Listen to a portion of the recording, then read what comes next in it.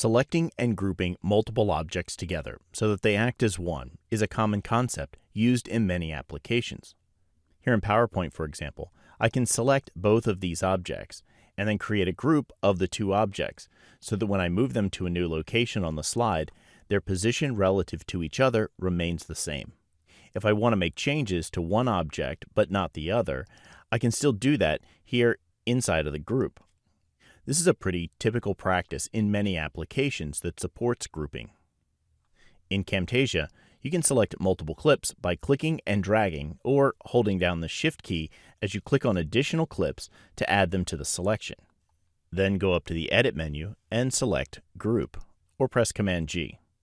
When you do, all of the selected clips will be merged together into what appears to be a single clip.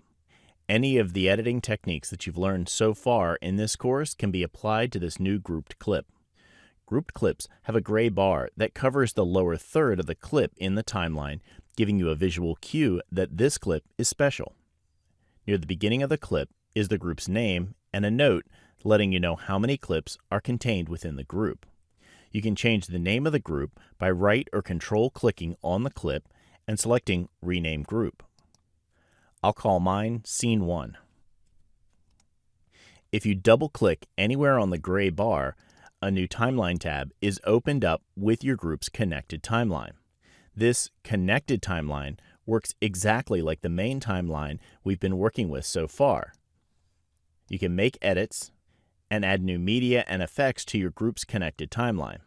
Any changes that you make here are instantly reflected in your main timeline. If you create multiple groups in the main timeline or create nested groups within a group, then open those connected timelines, additional tabs will automatically open up, allowing you to modify those group components and quickly jump between the various timelines by just switching tabs. Close connected timelines by clicking the X on the tab. If you want to ungroup objects, you can right or control click on the group and select Ungroup, or press Command U. Groups are extremely helpful at keeping complex edits together on your timeline while giving you the flexibility to make revisions as needed.